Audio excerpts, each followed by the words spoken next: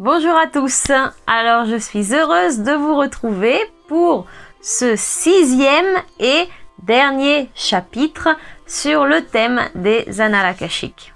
Alors si vous êtes nouveau sur ce canal et que vous n'avez pas vu les vidéos précédentes qui traitent de cet argument, je vous invite à aller voir les vidéos précédentes afin de mieux comprendre cette dernière vidéo. Alors dans ce 6e chapitre, je vais affronter la dernière étape, c'est-à-dire la lecture elle-même. Nous sommes donc arrivés le jour du rendez-vous. Alors les personnes qui viennent me voir ne doivent porter absolument rien d'autre que les questions qu'elles ont préparées, comme je vous l'ai dit dans la vidéo numéro 5, la vidéo précédente. Donc je n'ai pas besoin de bougies, d'encens ou je ne sais quoi, car j'accède simplement aux annales grâce au nom et au prénom de la personne comme elles sont inscrites sur leur carte d'identité. Donc comme je vous l'ai dit précédemment là aussi, pour moi le contact visuel est important et parce que c'est un fort ancrage énergétique. Alors la lecture en présence se déroule chez moi dans une pièce dédiée à cette fonction que je nettoie énergétiquement avant et après chaque passage. Et une fois faites les présentations, j'aime faire choisir à la personne l'endroit où elle préfère s'asseoir parce que c'est surtout elle qui doit être à l'aise. Alors une chose que j'ai oublié de mentionner dans la vidéo précédente sur la préparation de la lecture, c'est d'éviter de boire n'importe quelle substance énergisante ou excitante comme de l'alcool, du café ou de consommer des drogues, voilà, parce que tous les effets physiques que ressent la personne, je les ressens également en ouvrant les annales. Et comme je ne suis pas habituée à boire de l'alcool et du café et encore moins à prendre de la drogue, même douce, j'en ressens tout de suite les effets et donc je peux avoir des difficultés pour faire la lecture. Bref, de manière générale, tous les états physiques et émotifs dans lesquels se trouve la personne, comme un gros état de fatigue, une surexcitation, la peur ou des douleurs physiques, comme par exemple si la personne a des problèmes à l'estomac ou des maux de tête, je les ressens à peine j'accède à ces annales.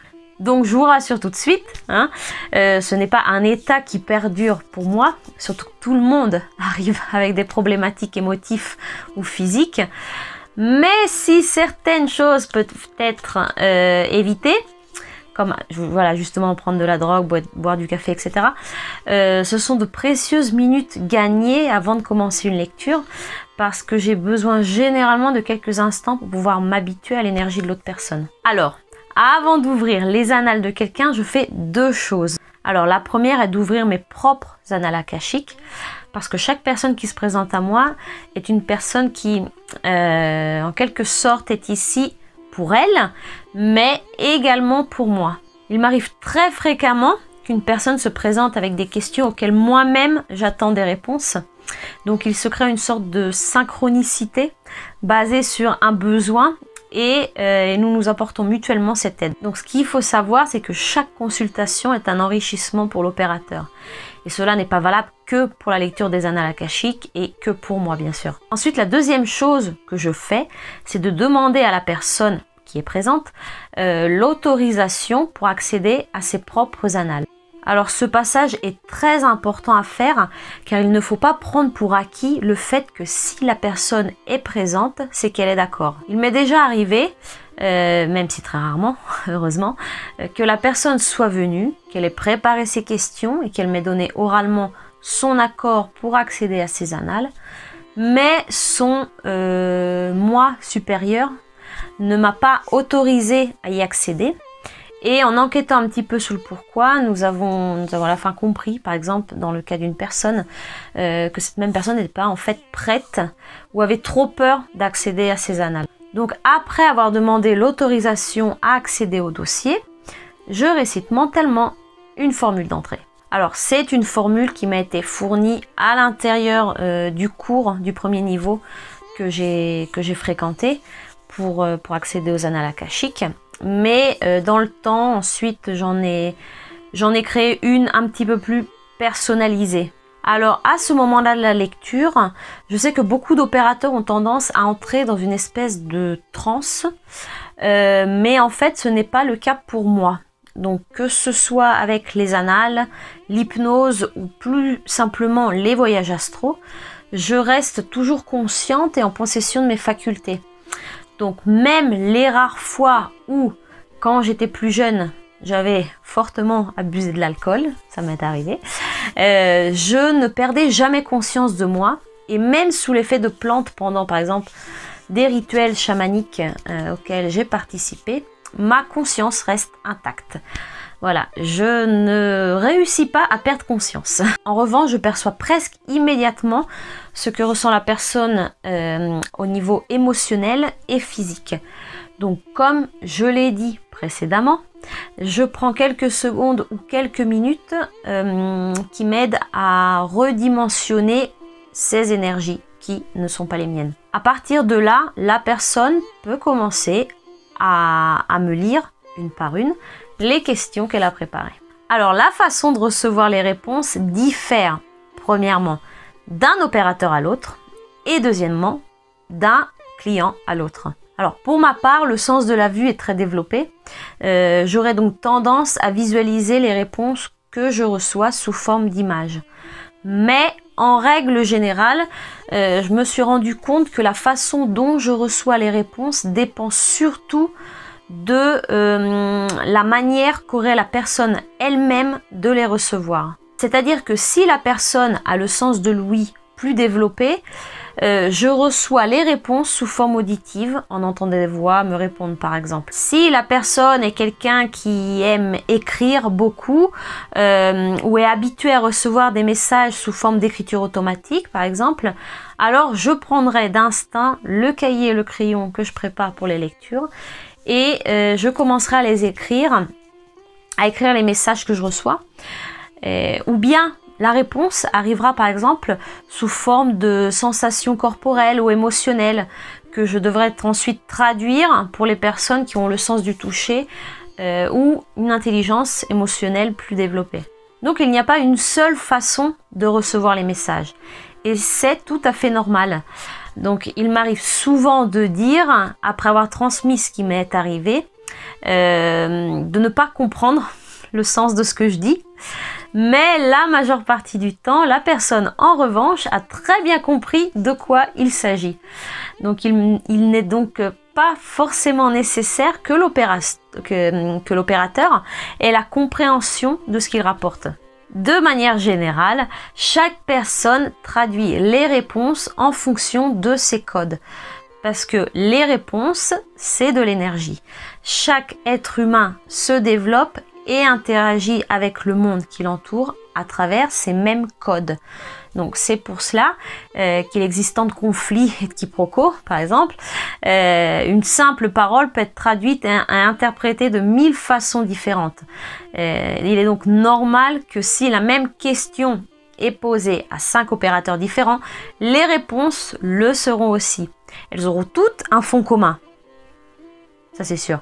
Mais le langage utilisé sera certainement différent. Alors le point sur lequel je m'attarde toujours est que même si le message vient des maîtres, des guides ou des êtres chers, la personne qui reçoit le message doit toujours faire le point sur ce qu'elle reçoit. Si le message ne lui dit rien, elle ne le sent pas comme quelque chose qui lui appartient, elle doit éviter de le prendre comme une vérité absolue parce que les réponses doivent avoir un sens. Mais si c'est pas le cas, mieux vaut ne pas trop s'y fier. Rappelez-vous toujours que l'opérateur que vous avez en face est de base un simple être humain qui est ici pour faire des expériences.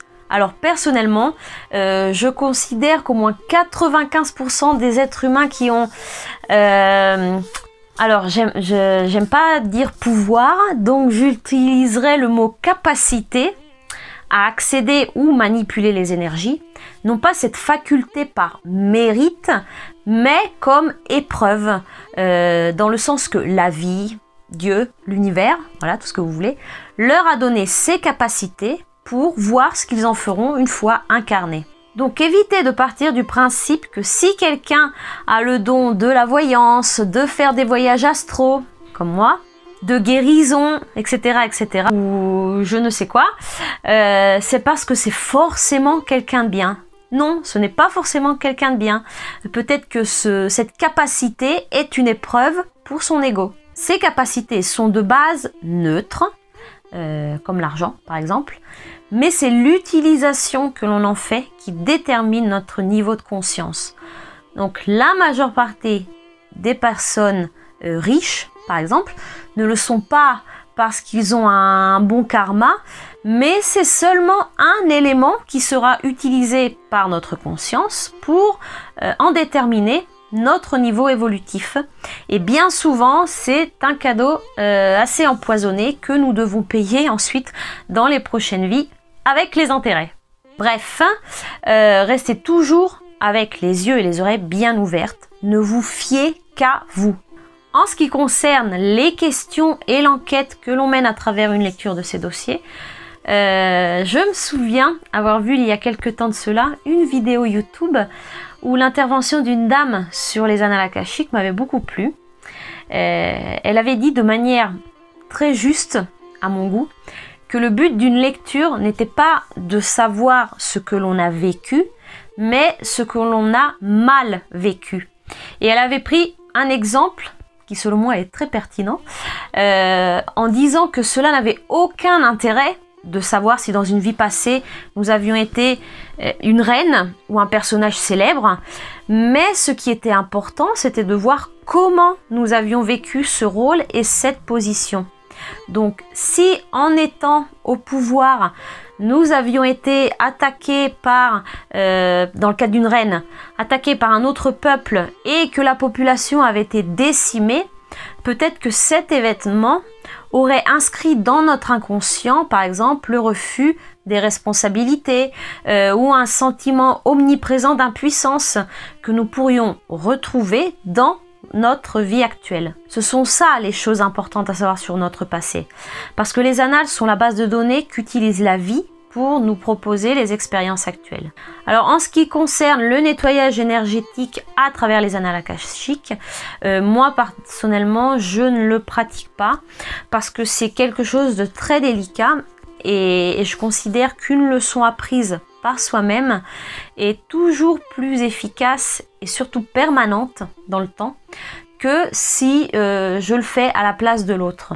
Donc considérez tout de même que le simple fait d'y mettre de la lumière déclenche tout de même un début de guérison. Alors comme je l'ai dit auparavant, si vous êtes assez ouvert, si vous êtes assez conscient, une lecture suffit. Alors lorsqu'une lecture se finit, je tiens toujours à avertir la personne que les jours suivants, ils auront certainement des questions qui leur arriveront en tête et ils auront certainement envie de refaire une autre lecture peu de temps après.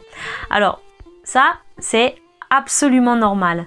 Donc généralement, même si on regrette de ne pas y avoir pensé plus tôt, je considère que si ces questions ne sont pas arrivées avant, c'est qu'elles ne devaient pas être affrontées pendant cette lecture. Donc ce que je conseille, c'est de les écrire au fur et à mesure dans un cahier, par exemple. Et après une lecture, si les réponses ont été correctement reçues et entendues, beaucoup de choses se débloquent au fil des jours, des semaines.